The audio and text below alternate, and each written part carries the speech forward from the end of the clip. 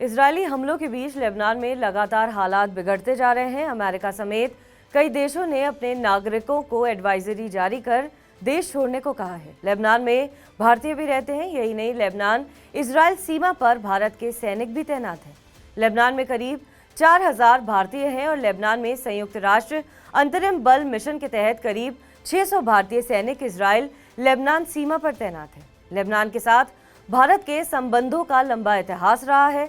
Lebanon के मुश्किल से मुश्किल समय में भारत लेबनान में जमा रहा है। इस बात को भारत अपने विदेश मंत्रालय की आधिकारिक वेबसाइट पर भी लिखता है।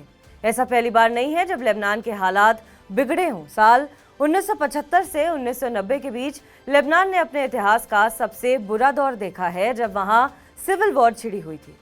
अप्रैल 1975 में लेबनान में एक खतरनाक गृह युद्ध छिड़ गया जो 1990 तक चला।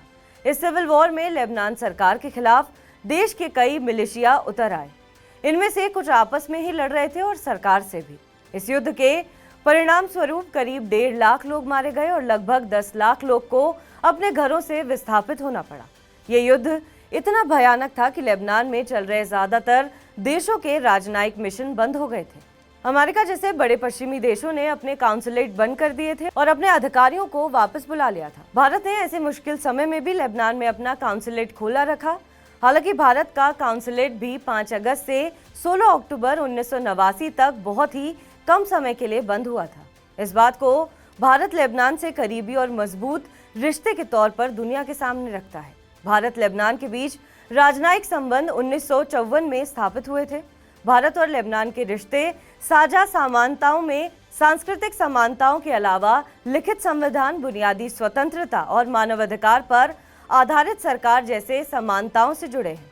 समय समय पर भारतीय राजनेता लेबनान का दौरा करते रहे हैं। रिश्ते स्थापित होने के बाद तत्कालीन प्रधानमंत्री पंडित नेहरू लेबनान गए थे। वित्तीय साल 2022-23 के दौरान भारत और लेबनान के बीच कुल व्यापार $595 मिलियन रहा, जिसमें लेबनान को भारत का निर्यात $403 मिलियन और लेबनान से भारत का आयात $92 मिलियन का था। भारत से मुख्य तौर से रसायन, मोती, कीमती पत्थर और धातु, मशीनरी, कपड़ा, प्लास्टिक आदि लेबनान जाता है, जबकि लेबनान से आयात में आधार धातु और उनसे बनी वस्तुएं, विविध निर्मित वस्तुएं आदि शामिल हैं। दोनों देशों के बीच व्यापार और निवेश के बढ़ावे की काफी संभावना है।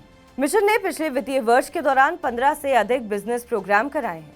बहरहाल, इस खबर पर आपका क्या कुछ कहना है, हमें कमेंट करके जरूर बताएं। बाकी देश और विदेश की तमाम बड़ी खबरों के लिए आप देखते रहें TV9 डिजिटल।